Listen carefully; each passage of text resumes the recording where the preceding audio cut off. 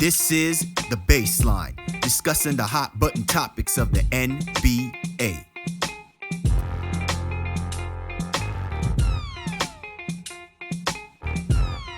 Welcome, everybody. You're tuned to The Baseline. Callie Warrenshaw discussing the hot button topics of the NBA. Getting things geared up for NBA season. Taking a different route, though, as we start journeying into what will be the start 2024-25 NBA season. In order for us to be able to move forward, sometimes you got to kind of go backwards, kind of relive or revisit errors or times, runs that may have kind of like a precursor to what I think we all want to believe and have our expectations on as we look forward to the NBA season. It's also kind of apropos that the choice selection for what we're going to discuss for the show leads a little bit more into kind of paying homage to one of the greats of the game, and more importantly, one of the pillars who we unfortunately lost way too soon in the NBA culture and the NBA community. So definitely a great show to get into. Certainly having to reminisce agonizingly. And I'm sure I'm not the only person who feels that way because, you know, my partner in crime, my right-hand man, www.shawsports.net, Big Kahuna PNC, my man, Mr. Warren Shaw, as we can basically attest to this particular time frame of what we'll be discussing is great and bittersweet in that we pay homage to a great player, but at the same time, it's exactly why we loathe that player and the team that he represented, because he essentially, I guess what you could say is he's the Randy Orton of the of our NBA generation. He's a legend killer. Absolutely. It was an interesting time, and I'll share. I think I've definitely shared this story before on our show. When we get to that part of it, where dreams were crushed, from my personal standpoint, but the ultimate respect to one of the game's legends, in the NBA, many people's favorite player, hero, even not even just from the basketball side, just from the human side, the competitive side. Kobe Bryant is one of the great legends out there as well too. So I'm glad to. I think this is a great show topic that you've chosen for us here today, and happy to dive into that period, which was a little bit rough for both of us. But here we go. Yeah. So this week's show, we're first of all, obviously we're around the time frame of when Kobe Bryant, graced us in the presence of being on this earth, and also being such an impactful player for the time that he played in the NBA. But more importantly, just being a steward, well after he retired from the game. So we thought it was apropos that we kind of revisit his last championship run, which was the 2009-2010 NBA season. And if people understand why we had that little bit of intro in there, clearly it was because his Los Angeles Lakers prevented our Boston Celtics from acquiring 2 championships within a 3-year period. So with that being said, a lot was made about that 2009-2010 NBA season. I kind of went back and started looking at some of the notes, Shaw, and I think it's pretty remarkable with the way that season kind of culminated. I think a lot of people really focus its attention more so on the fact that, that was a season in which we got the classic rivalry between the Celtics and the Lakers, right? It did not disappoint. And clearly that was a revenge.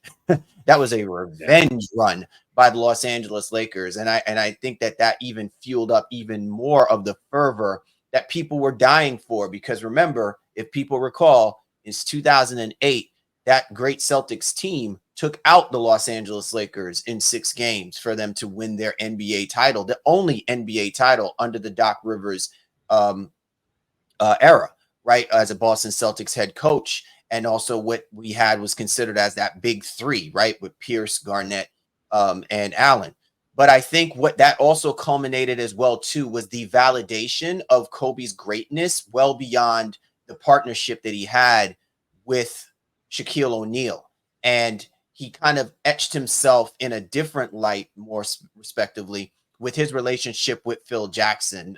Phil Jackson is the consummate, like this guy, he's the Victor Von Doom of coaching, man, because he aligns himself with great players and makes them even greater. I don't know what he does, how he just basically taps into their minds and basically gets something out of them, makes them see something completely different than them just resting their laurels in a level of greatness. And I just thought it was remarkable what this 2009-2010 NBA season really represented, because when you look at everything statistically and you look at the teams that wound up coming to the finish line, we all knew it probably would come down to the Lakers and the Celtics, but I didn't think people realized that it came down to a whole lot more about how great the teams were. And we were starting to see a turn in the level of competitiveness of how teams are being put together in this NBA season altogether, and where the Lakers stood being at the top of the mountain when it was all said and done. Yeah, well, figuring out, we'll navigate how we kind of like, go through this episode. But one of the things that stood out to me, even in the Lakers run, was their first round matchup against a upstart, if you will, Oklahoma City Thunder team, that pushed them to 6 games. So Lakers it wasn't an easy run for them. So they were challenged at times, and obviously ultimately NBA Finals going to 7 games and a 4-point victory in that game 7. But that OKC team with Kevin Durant, Russell Westbrook, James Harden, Jeff Green was still on that roster at that time. So Kobe kind of getting over the hump, if you will, for a young upstart team that ended up going to in an NBA Finals, I think 2 years later against that Miami Heat team.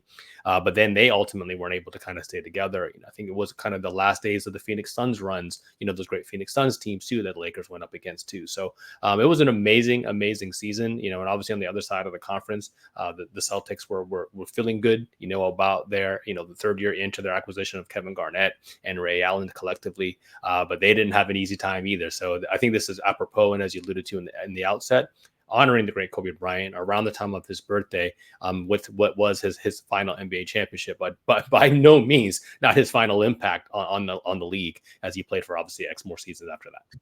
Yeah, you bring up a really good point when what we're talking about here is the level of competitiveness that took place in that Western Conference. I think we started seeing the page kind of turn a little bit, where the Western Conference is now becoming the Western Conference, right? In that year, basically 8 games separated 1 through 8 in that playoff, which was, I think, only done twice. This was the second time, I think, in NBA's history where there was that level of closeness between the top seed and the bottom seed. And this was before we had play-in. Okay, so for those of our younger listeners who are not familiar with this is when it ultimately came down to the top 8 teams get in, and if based on your win totals, based on your conference record, tiebreakers, all of that stuff would have come into play, but only the top 8 teams, get in. We saw a team like, to your point, the Phoenix Suns, who, this was always a great team completely every single year, like knocking on the door when you had the combination of Stoudemire and Nash. And, then you look at the Dallas Mavericks, a team where you had arguably one of the best international players that ever played this game, Dirk Nowitzki. His frustrations of watching the Mavericks falter or fall short, not really exceed the expectations of what their records represented. A San Antonio Spurs team, Shaw, with Duncan and Ginobili and Parker, right? Like it's hard pressed to think that we would be talking about the Los Angeles Lakers almost like in an afterthought. When you look at that roster, there's a couple of really great looking players and a lot of cats that are like, probably at this point in their stage in their career were considered as like outcasts, like their reclamation projects. And somehow Phil Jackson figured out a way to bring these guys together to make them one of the most formidable defensive teams, not just that season, but within the span of the years that they won their championships. And 2, really rode the coattails of probably one of the most driven basketball players that this game has ever seen. And he shined when it mattered the most. I think a lot of people don't give credit enough for what Kobe basically did going into that run. We'll talk about that, on the other side of this, but I just think it's just pretty remarkable. The teams that they wound up going against and going through, kind of like an etching of the new and the old. Like you see certain teams ready to walk their way out the door, and then you see these new and up and coming teams starting to carve a name for themselves over the next couple of seasons. And who knows what this Lakers team really would have been, because obviously then it got mired in controversy and Kobe's injuries thereafter.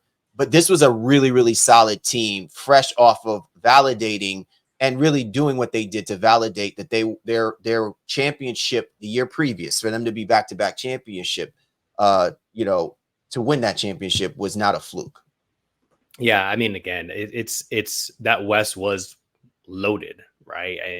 I'm so excited, yeah, as you're talking about it, to kind of even dive into a little bit more of that. I think you don't realize that was the Carmelo Anthony Nuggets, during that time. For those who may not remember, Carlos Boozer and AK-47, Andre Kirilenko, on the Utah Jazz teams, one of their last great runs, I think, at that time as well. It's just, that Western Conference was locked and loaded, as again with the upstart Oklahoma City Thunder team, ended up winning 50 games that year as well too. So Kobe didn't have it easy, and I think it's really interesting because he didn't want it easy. So he definitely was challenged in that season, in essence, to try to repeat. And the fact that he was able to get through that gauntlet in the Western Conference, in a 7-game, thrilling series in the NBA Finals, speaks to his legacy. And I think by many people's account, that was his greatest championship because it was number 5. There's a lot of symbolism, I think, with that as well. And then again, it was against the Boston Celtics. Yeah, I think that was the part. It was like we didn't want this scripture being written at the expense of us. However, I often think about it on the flip side as well, too, that if you really want to etch greatness of that Boston Celtics team during that time that Doc Rivers was the head coach, and if you were Doc Rivers, you wanted to really cement yourself on being quote unquote the Mount Rushmore. Like if there's anyone who could figure out a way to beat Phil Jackson, it would have been Doc Rivers, right? Like that to me, I think would have certainly helped his legacy rather than a lot of the close calls and clearly, his years after being the head coach where he just failed to be able to meet the moment in getting certain other teams to the promised land. And listen, by all accounts as well, too, minus the 2008-2009 season, which, that was unfortunate because the Celtics were just ravaged, with injuries and they just could not compete at the level that was required. The one thing I think Doc Rivers could rest his hat on is he is responsible for turning, LeBron James into the king, literally, right? Like he is responsible for the king being able to go out and actually go get his throne. I was trying to find some kind of Game of Thrones, analogy to throw at this particular thing. But, LeBron James should thank Doc Rivers and the Boston Celtics because this version that you see from 2010 all the way until now of LeBron James, I don't know if it ever will happen if he just was satisfied playing as a Cleveland Cavalier and going through the motions of the frustrations of not being able to position himself and his teams to winning a title. Yes, they made it, to the NBA Finals, and then they got blanked by the San Antonio Spurs. But then they quickly realized that you have a legendary team like the Boston Celtics, a franchise who just doesn't want to idly sit by and let these new come up teams, organizations, take the space that they have basically occupied for so long. They will quickly revamp and get that team that they need to compete on a level together. And then you quickly saw how the Los Angeles Lakers did not want to idly sit by and watch on the sidelines as teams like the Phoenix Suns or the San Antonio Spurs, make way to the Western Conference. This is what I love about it. It's why, people get tired of seeing, dynastic franchises always in the mix. This is why you have dynastic franchises, because it keeps these other organizations on their toes. And this is why we had what we had culminate to what took place in this 2009-2010 season. It was a transitional season in a lot of ways, right? So even going back to the Eastern Conference that you mentioned, LeBron, he was the MVP, that year. The Cavs won the most amount of games, but it also ended his first stint as a Cleveland Cavalier as they lost in the second round to Boston. And I remember, all the conversations, Boston crowd chanting New York Knicks, because that's where everybody thought he was going. He ultimately ends up going to, the Miami Heat, and the Heat make the finals the very, very next year against the Dallas Mavericks, right? So that year, again, was transformative in terms of a lot of different things. But LeBron, again, won MVP that year, but then him ultimately, again, just kind of moving on from that. And then we never got the Kobe LeBron finals that I think a lot of people were hoping for. I can't remember correctly if that was the year Nike ran that commercial. I can't remember if it was that year or the year before, but like, hey, you know what? They were on a clash, and remember they had the whole, the puppets or whatever the case may be, and they were trying to gear that up, and things just never played itself out in that way. So again, great topic of conversation here today on the baseline. Absolutely. Once again, be sure to get my man Shaw Sports NBA. Get at me at Game Face Lee, the show's Twitter handle NBA Baseline. Also go to www.thebaselinenba.com to check out not just this episode, but also the archive of episodes that we drop on the regular for you. And if you see us on YouTube and you see the blue and white logo, you know that we're with the 19 Media Group family. So be sure to go to www.19mediagroup.com to not only check us out and also the great family of content creators that are out there laying it down for your listening pleasure.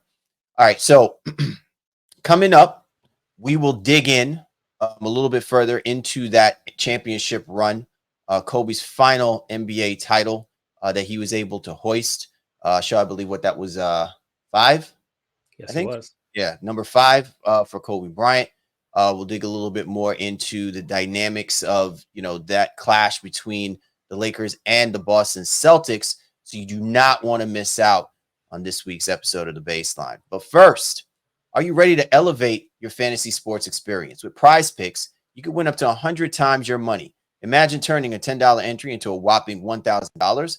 Summer is full of sports, and there's no better time to get in on the action. So if you're looking for promotions, PrizePicks has got you covered every week, from lowering select player stat projections on Tuesdays to help your lineup hit or getting your entry fees back, even if your losing lineup doesn't hit on that Friday. Women's basketball is heating up, and with stars like Caitlin Clark and Angel Reese looking to make names for themselves alongside greats like Breanna Stewart and Asia Wilson, you can win up to 100 times your cash watching them ball out. PrizePicks is the best way to mix and match your selections across sports. Joe and I grew up playing baseball, so we'd love to mix in a little variety with our picks from America's pastime. And for those of you who love a quick win, PrizePicks is the way to go. You can make your picks and submit your entry in less than 60 seconds.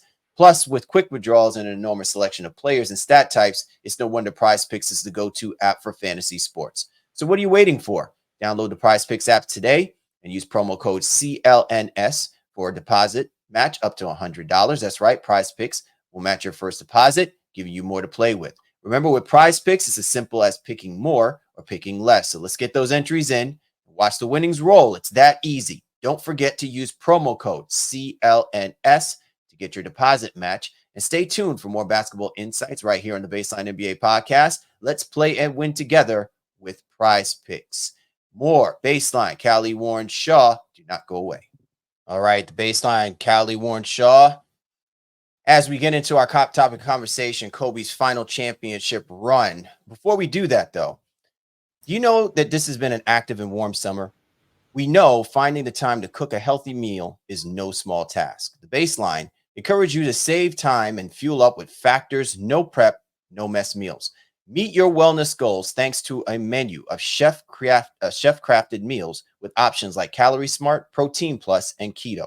Factor's fresh, never frozen meals are also dietitian approved and ready to eat in just 2 minutes. So no matter how busy you are, you'll always have time to enjoy nutritious, great tasting meals. Make today the day you kickstart a new healthy routine from breakfast to dessert. Stay fueled with easy, nutritious options. Factors has 35 different meals and more than 60 add-ons to choose from every week, giving you new flavors to explore. Head to factorsmeal.com/baseline50 and use code baseline50 to get 50% off your first box plus 20% off your next month. That's code baseline50 at factorsmeal.com/baseline50 to get 50% off your first box plus 20% off your next month while subscription is active. Let's get right with Baseline and Factor in your wellness preparation for the summer. We're back. Callie Warren Shaw, Baseline NBA podcast, and our topic conversation,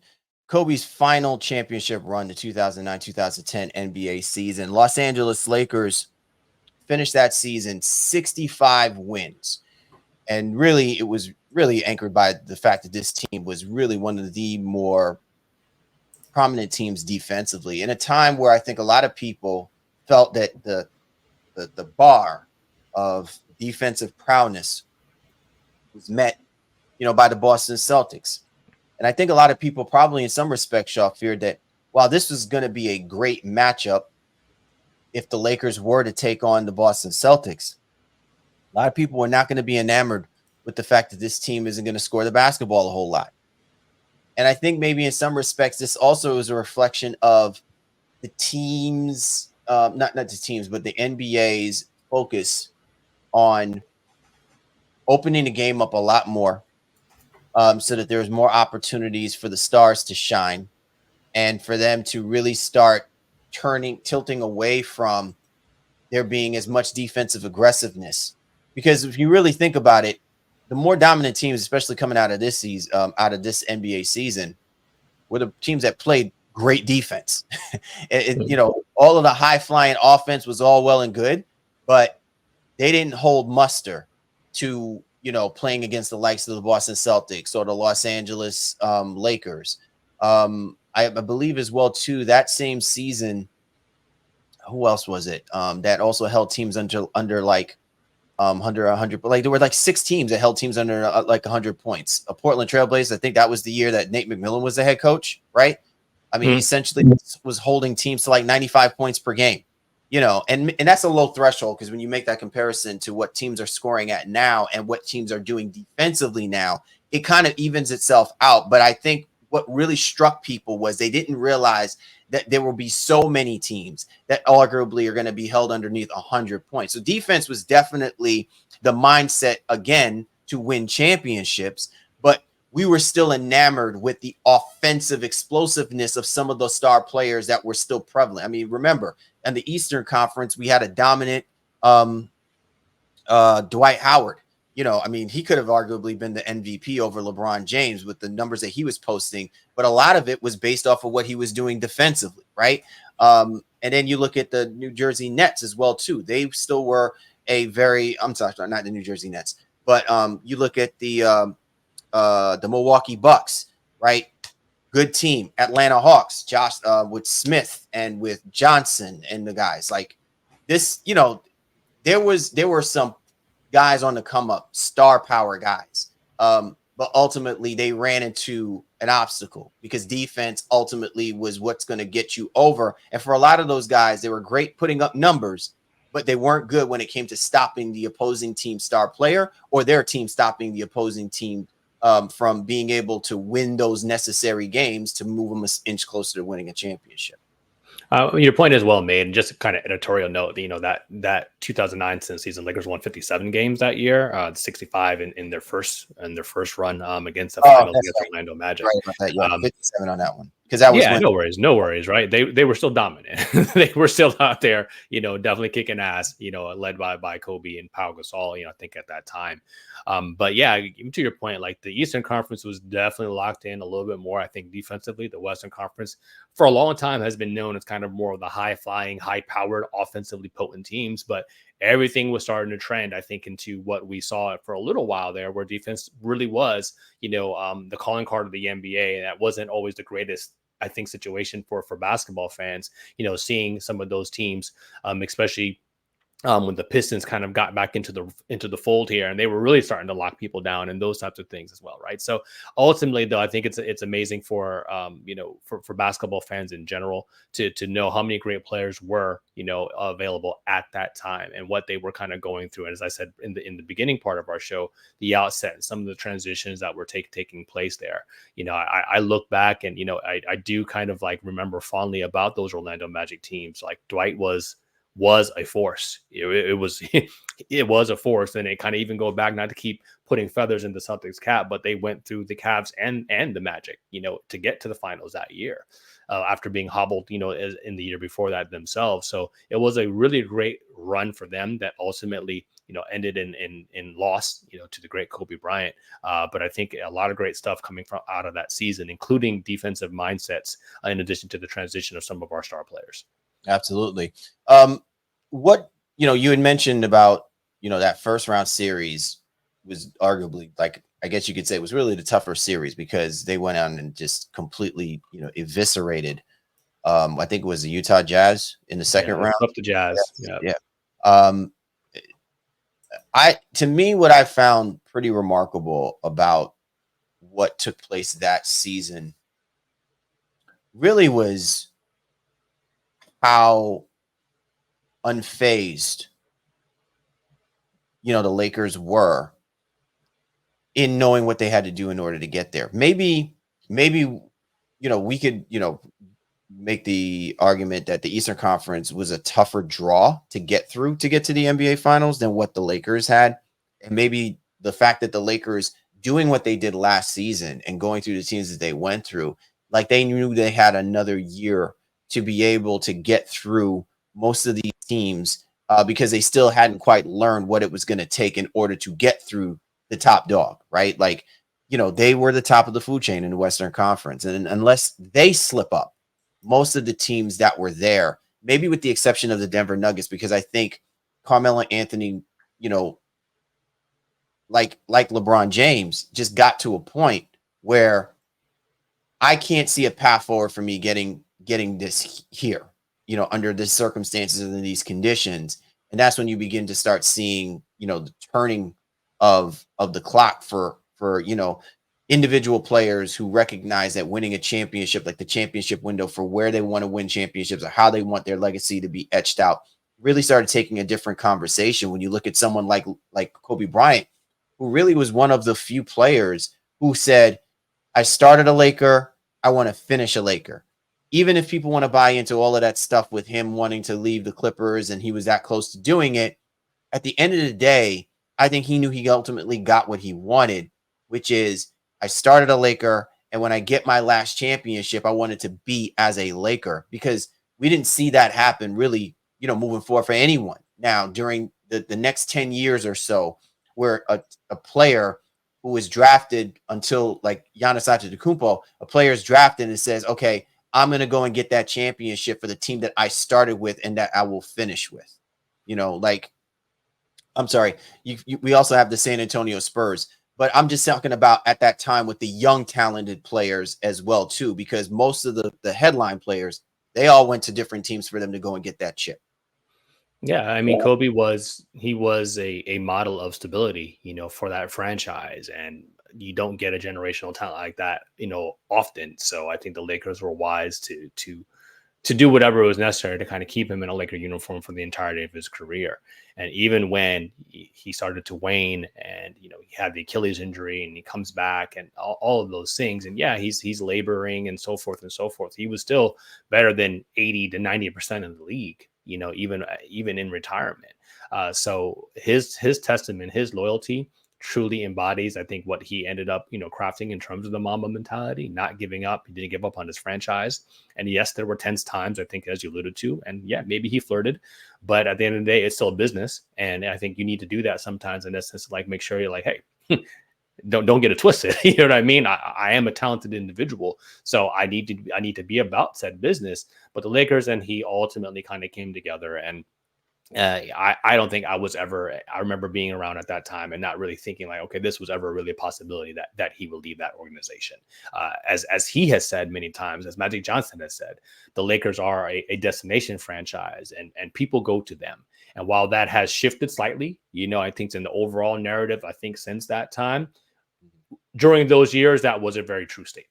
Right. And I think, the term Lakers exceptionalism was formed and crafted around those days and those times as well, too. So shout out to him. Shout out to the Lakers organization for being as loyal to each other as they ultimately needed to be to have ultimately deliver 5 NBA championships and multiple playoff runs and in a numerous amount of fans, becoming loyal to this organization because of what Kobe Bryant did in his time there.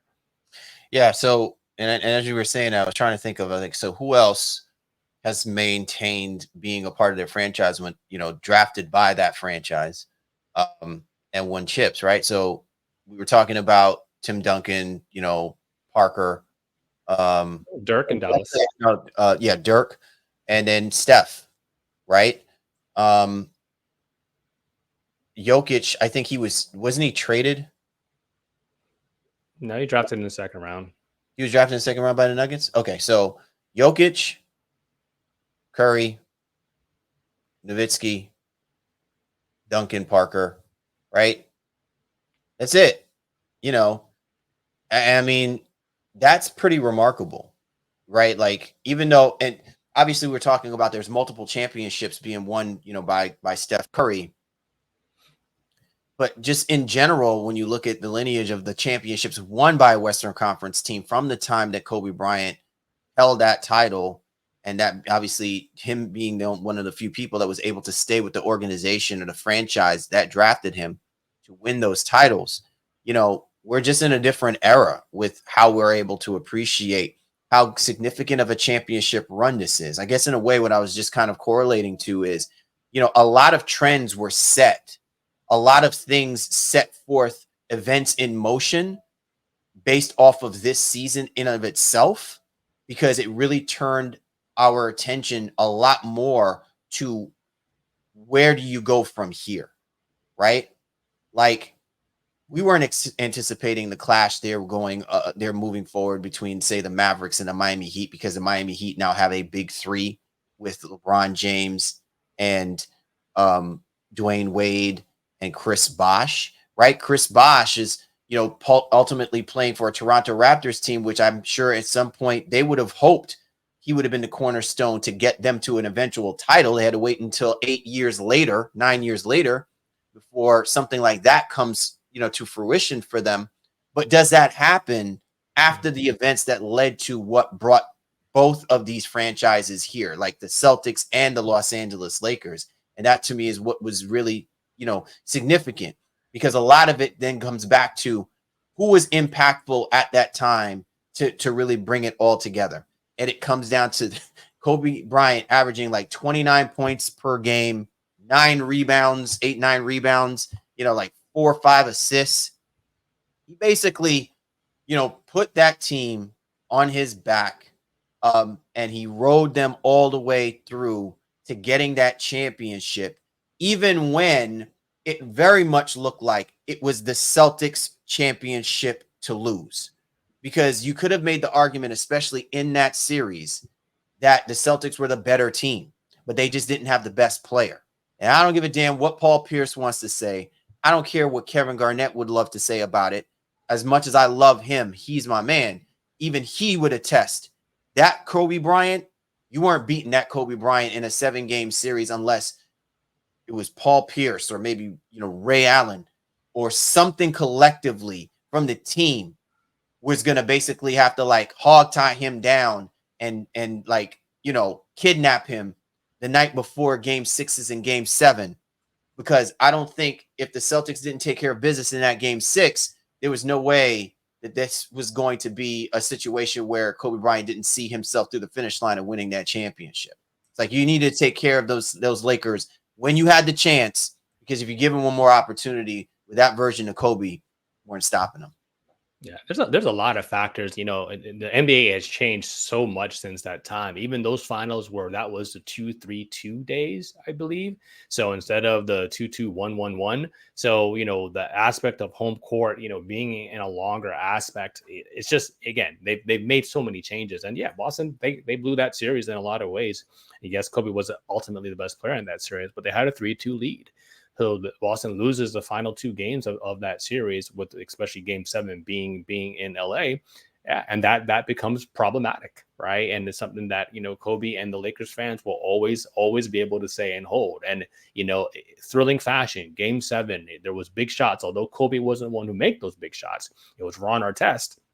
I'll never forget that. And Pau Gasol, who really was able to step up in that game 7, but they're not there without Kobe's overall leadership. So while at the time I wanted to besmirch his name, well, he shot 6 of 24 in that game 7, and he's not the reason they won. He's the reason they were there. And I think that more than anything else is, kind of the point, I think, of the exercise. So while the Celtics, I think that was a game Perkins was hurt, so he didn't play in that game 7. So Rasheed Wallace was thrust into a larger role, and there was all kinds of things, all kinds of excuses Celtics fans and Celtics were making at the time. Ultimately, they didn't have the moxie to kind of get it done there on the road against a very, very tough opponent, and an amazing crowd, a well-coached team that was out for revenge, as I think, as you alluded to a little bit earlier on. And you can clearly tell that this was a game of attrition, right? So the first 2 games that they played, Lakers, scored 100. Celtics scored 100. Every single game after that point, Shaw, I mean, they barely broke the 90-point threshold. It's crazy. But Yeah. this was the era that we were kind of in, right? Like, and people can sit there and say that basketball was ugly or nothing like that. I beg to differ. I think it was more judicious. I think it was more usage of the clock, and it was more strategic. And the emphasis was physically making make the opposing team work for every single point that you got. Like every point mattered. And when you have a situation like what we had with the Lakers and the Celtics, this came down to two teams and organizations respecting each other so much that they were never taking for granted, when they blow out the other team and just think that this was going to be a cakewalk for them to ultimately, win the title. You know what I mean? Like it just came down to one of those situations where if you're the Boston Celtics and you had a formula, it was a matter of how long can you maintain executing that formula before the other team figures out how to counter what you've done. And is it and is it too little or too late? If you're the Los Angeles Lakers. Again, it just was really a remarkable season in and of itself.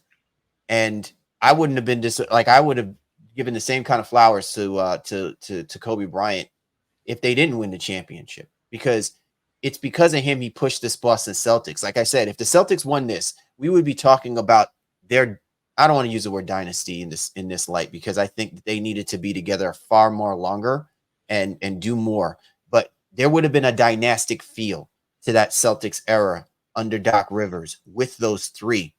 And who knows what would have taken place, at that time frame or at that point. But it certainly would have changed the scope a little bit, where just in the same breath we're talking about the greatness of Kobe, we could also be talking about the greatness of the Boston Celtics within that period of time too.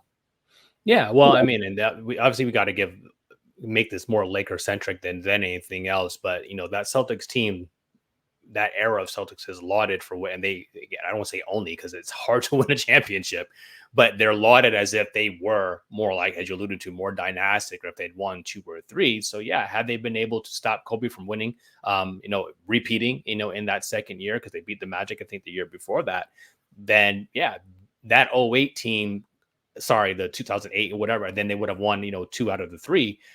Yeah, we would have been lauding them a lot more, but that wasn't meant to be. Right. And I think Kobe, especially going back to that game 7, he had a pretty good series overall. But yeah, he struggled to shoot the basketball in game 7 specifically. But he had 15 rebounds, 4 offensive rebounds, in that as well. And then was still playing hellacious defense on the other side, switching up and alternating between Ray Allen and Paul Pierce. He wanted that thing. Like, there's no doubt he wanted that thing. And yes, Absolutely. Lamar Odom came in off the bench and gave them a small boost. Again, one of his last great runs, I think, in the NBA. We already kind of talked about Ron Artest, but Andrew Bynum was on that team, providing a big man presence for them in the middle alongside Paul Gasol, who obviously is a Hall of Famer in his own right.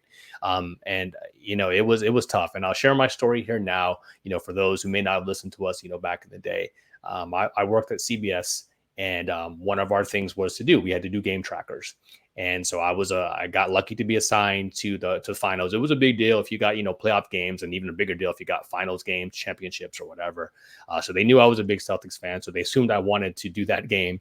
I did not, because 1, I had to work. And then 2, I had to be around, the stress of it too, when I'm wanting to root. I was clearly biased.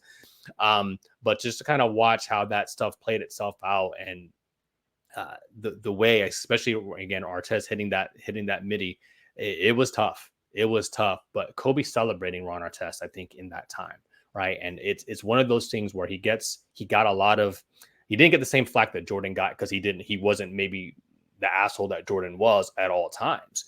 But he was celebrating his teammates on that floor, because he knew, yeah, I was struggling, and he was able to, empower them, trust them in a way that Jordan also did, years, decades, even before that as well. And that's where I know there's a lot of comparisons and so forth and so forth. There are 2 individual folks with a lot of similarities between them. And that's something to me that, even watching that game, especially in hindsight, I reflect on it in a way that is like a lot more, I think, gracious. And then, when I was just kind of a fan at the time, and I was like, man, look what he did, when he didn't have it. Look how he was like, yo, you know what? Let me figure out another way to get this done. And he ultimately did, especially again, they came back from being down 3-2 to win it on their home floor. Yeah. Another thing that I thought that was also important about that game 7 was, while we expected there to be dominance, I think we took for granted that they just finished playing 6 grueling games, right, to get to this point. And the Lakers had to come from behind in order to do that. So, I mean, Kobe Bryant wound up being 6 for 24, but he was on the free throw line. Like, he had 15 free throw attempts, right? So that meant that there was still a level of aggression that forced the Boston Celtics to have to foul, right, in order to keep him from finding his rhythm. And they were willing to take that risk because they didn't want Kobe Bryant to be the reason why they didn't win that championship. Of course, they didn't anticipate meta world peace, but that also comes down to Kobe Bryant's, to your point, his reliance on his teammates to step up and hit and make big shots, right? Again, the statistics don't necessarily tell it, but what is more telling is the impact in the way that Kobe played the game that night and really throughout that series, because he wanted it so badly. And I think it speaks a lot to Shaw, when we talk about this desire for us to really, like, we have these rivalry games, and the NBA has like its rivalry week and things of that nature.